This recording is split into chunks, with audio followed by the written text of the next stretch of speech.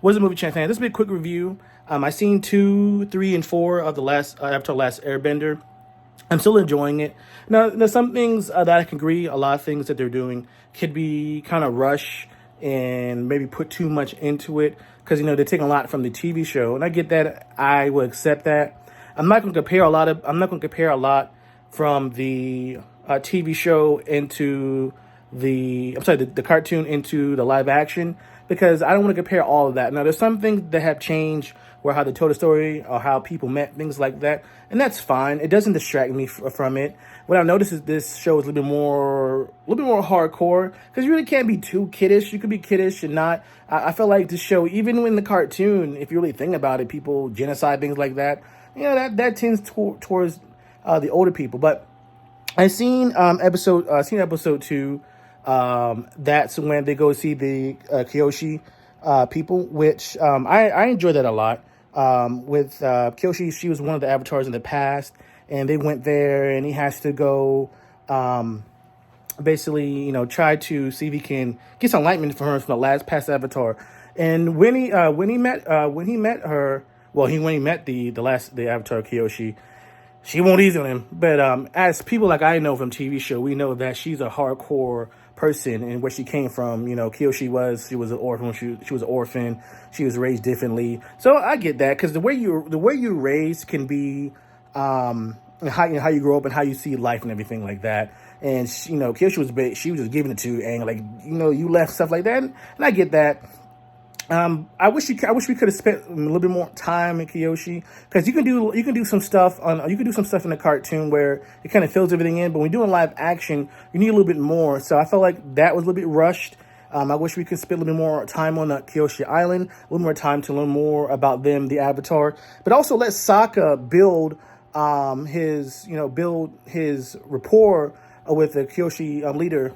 Sorry, I forgot her name, but a little bit of rapport because a lot of things they changed from Sokka from the cartoon, which of course I know I've seen the show, but like my wife was watching, she enjoyed it. She don't know anything about it. That's good as well.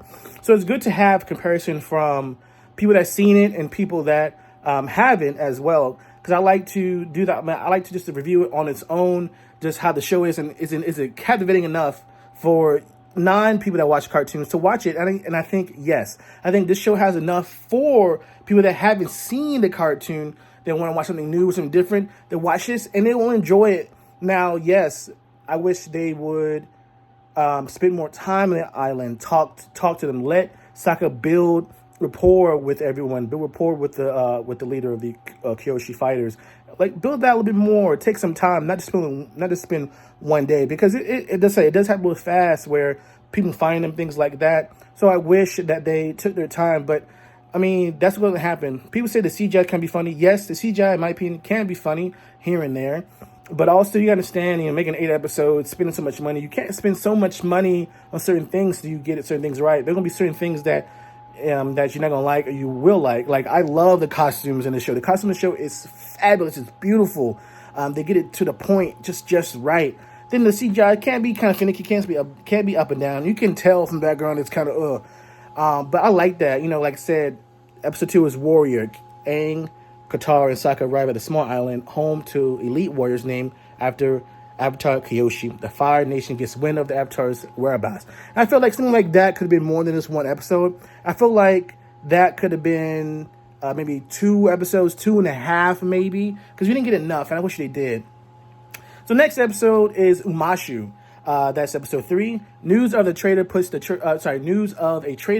trio at odds in Umashu, where merchants and rebels with a charming leader muddle their plans to protect the Earth Kingdom. So they get into Umashu. That's when they leave Kyoshi Island and go to Umashu, where basically that's part of the Earth Kingdoms. That's part of Earth Kingdom as well. And they held off the Fire Nation for a very long time. And they meet a son and a dad and a son. And they come to find out that it's kind of shady, but kind of not. But this episode kind of harps on what would you do? What would you sacrifice? What would you do to take care of your family? And I like that. Like I said, again, I feel like enough time wasn't spent. Enough time wasn't spent on it to, gather the people's feelings, because you also met another guy named Jet. He's like a rebel fighter as well, and he's seen things that turned him. So you have Jet, but also you have Katara as well, basically. And with the Katara, she lost her mom. Jet lost his family. So you would think they would have mutual understandings, but with Jet he's doing a lot of things going overboard, hurting other people, and Katara's like she's not with that. So I like that as well. Again, I felt like I said, it is rush, and it's going to be rush, and sometimes that can you take you out of it, and sometimes it doesn't.